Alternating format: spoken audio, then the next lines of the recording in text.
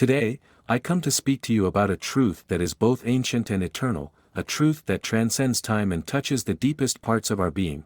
God wants to rewrite your story with miracles in your life.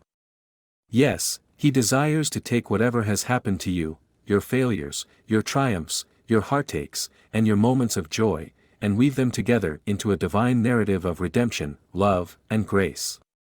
As C.S. Lewis once wrote, there are far, far better things ahead than any we leave behind. How often we forget this. How often do we hold on to the past, clinging to the stories we've been telling ourselves for years, the stories of pain, of limitation, of failure, and fail to believe that God is not done with us yet. But, my dear friends, the God we serve is not a God of the past. He is the author of new beginnings, the one who creates out of nothing and brings light out of darkness. In his book Mere Christianity, Lewis tells us that, the Christian does not think God will love us because we are good, but that God will make us good because He loves us. In the same way, God is not waiting for you to perfect your story, to tidy up your life, before He steps in. No, He wants to step in now, just as you are, to take the pen and rewrite your life, filling it with the miraculous power of His grace. Your life is not defined by the past. Some of you may be sitting here, feeling weighed down by your past. Perhaps you've been carrying burdens of regret, shame, or guilt. You may be thinking, my story is already written. The choices I've made, the mistakes I've committed, the things I've lost, those have already defined me. There's no going back. But I want to tell you today that your story is not over. God is not limited by the pages that have already been written in your life. He holds eternity in His hands, and He is able to transform every chapter, every sentence, every word. In the Bible, we read countless stories of God taking people's broken lives and turning them into something beautiful. Think of Moses, who was a murderer and a fugitive when God called him from the burning bush. Think of David, an adulterer who became the man after God's own heart. Think of Peter, who denied Christ 3 times, and yet became the rock on which the church was built. God rewrote their stories, and He wants to do the same for you. C.S. Lewis, in his classic The Problem of Pain, reminds us that, God whispers to us in our pleasures, speaks in our conscience, but shouts in our pains. It is His megaphone to rouse a deaf world. If you are in pain today, if your heart is heavy, let that be a signal that God is near. He is not absent in your suffering. In fact, it is often in our darkest moments that He is preparing the brightest miracles. Miracles begin when we surrender the pen. For God to rewrite our stories, there is one thing we must do: we must surrender the pen. You see, many of us are so focused on controlling the outcome of our lives. We want to be the authors, the directors, the ones calling the shots. But true miracles only begin when we acknowledge that we are not the ultimate authors of our destiny, God is. C.S. Lewis beautifully illustrates this in his allegorical work The Great Divorce. In this story, characters are given a choice to surrender their selfish desires and illusions or cling to them and remain in their misery.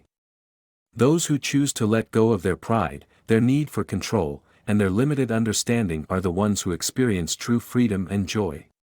The same is true for us.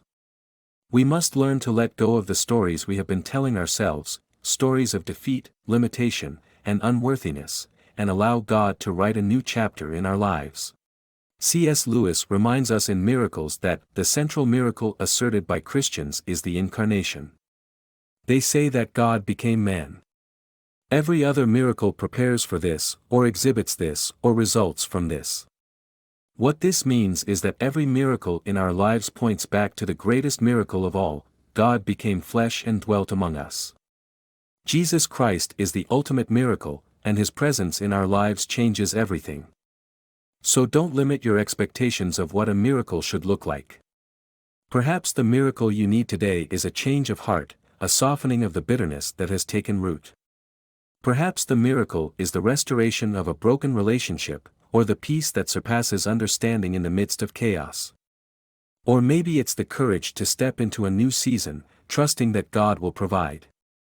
One of the most challenging aspects of faith is trusting in God's timing. We often want immediate answers, immediate results. But God's timing is perfect, even when it doesn't align with our expectations. C.S. Lewis reflects on this in the Screwtape Letters, where he writes about how humans often get caught up in impatience and worry, missing the fact that God is working in the background. Lewis portrays how the enemy uses our impatience to make us doubt God's plan. But let me encourage you today, God is always on time. His ways are higher than ours, and He knows exactly when and how to bring about the miracles we need. It's important to understand that God is not bound by our timelines. He may delay, but He never forgets. His delays are often because He is preparing us for something greater, something more miraculous than we could ever dream. So be patient, dear friends, and trust that in His perfect time, God will reveal His plan for your life. And here's the miraculous part: God's stories for us are always filled with redemption, grace, and purpose. He does not merely erase the painful parts of our lives, He transforms them into something more beautiful than we could have ever imagined. Your story is part of a bigger plan. C.S. Lewis once said, "You can't go back and change the beginning, but you can start where you are and change the ending." You may feel like the past has locked you into a certain path, but God sees things differently. He sees the whole picture, the grand tapestry of your life. One of the most powerful themes in Lewis's The Chronicles of Narnia is the idea that every character's story, no matter how small or insignificant it may seem, is part of a larger plan.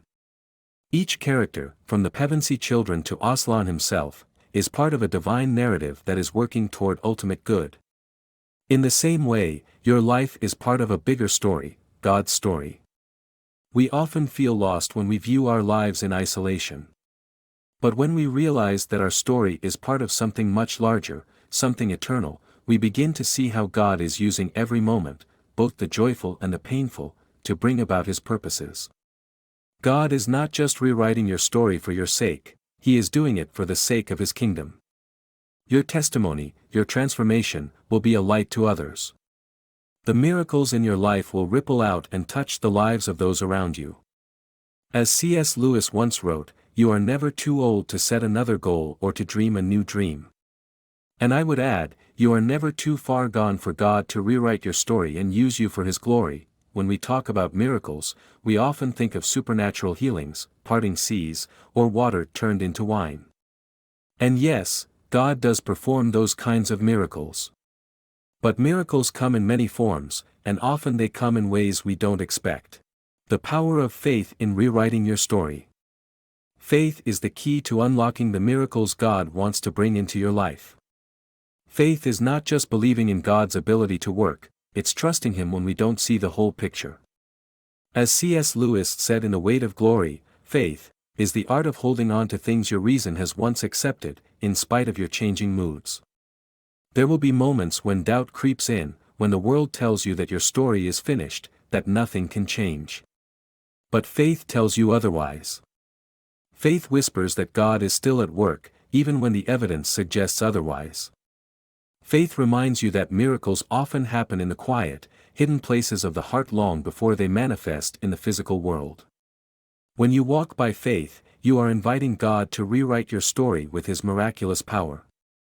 You are giving Him permission to take you beyond what you thought was possible and into the realm of the impossible. Embrace the new chapter God is writing. As we close today, I want to encourage you to embrace the new chapter God is writing in your life. This is not the end of your story, it is only the beginning of what God has in store. C.S. Lewis captures this so beautifully in The Last Battle, the final book of the Chronicles of Narnia. As the characters enter Aslan's country, they realize that their previous adventures were only the cover and the title page. Now they are beginning chapter 1 of the great story, which no one on earth has read, which goes on forever, in which every chapter is better than the one before. This is what God offers you today, a story where every chapter is better than the one before. A story filled with miracles, grace, and divine purpose. So, my friends, let go of the past. Surrender the pen. And let God rewrite your story with His miraculous power. You are not forgotten. You are not defined by your past. God is writing something new, something beautiful, and the best is yet to come. May God bless you abundantly as you step into this new chapter, trusting that He is the author and finisher of your faith.